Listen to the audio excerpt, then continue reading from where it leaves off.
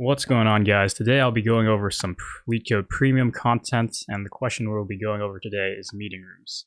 And in this problem, you're given an array of meeting times, or intervals, and you have to determine if a person can attend all the meetings.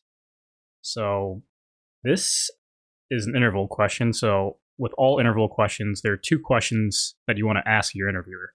The first is, are these intervals sorted?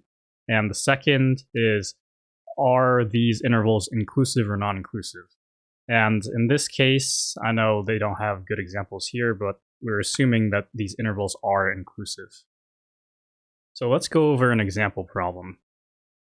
And we see here that the array is not sorted. So the very first thing we want to do is sort the arrays. So we have all of these arrays sorted by the start time. If we go downward, you see that the start times start increasing.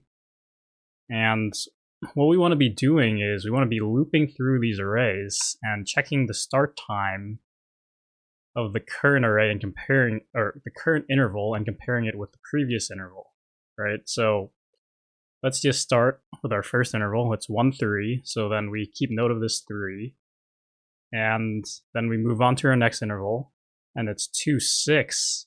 And we see that 2 is less than 3. So then there must be a conflict here.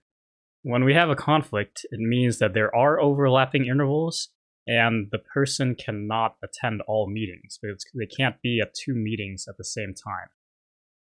So at this point, we can just return false and we can end this problem here. Let's go over another example.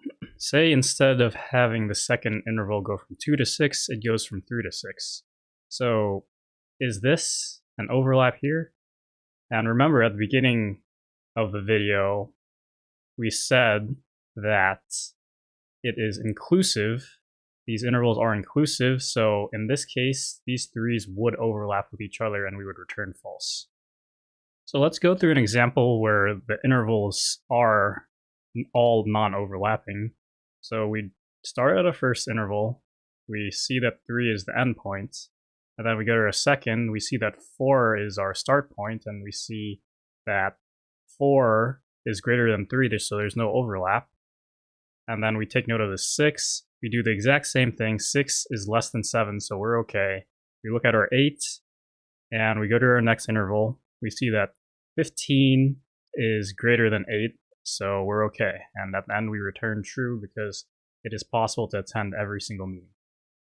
Time complexity of this problem is n log n because we have to sort it initially. And space complexity is either O of 1 or O of log n. So the log n comes from our quicksort algorithm. And so Python and Java, they use a variation of quicksort to sort, and quicksort takes log n space, so that's where the log n comes from. So yeah, very first thing we want to do is sort the intervals, and then we want to loop through the intervals one by one. And we can start at the second interval because we know for our first interval we have nothing else to compare it with, so it's impossible for there to be an overlap. Here we checked to see if the start of our current interval is less than the endpoint of the previous interval. And if it is, then we know there's an overlap and we return false. Else we keep going, and if at the end we don't return false, we'll return true.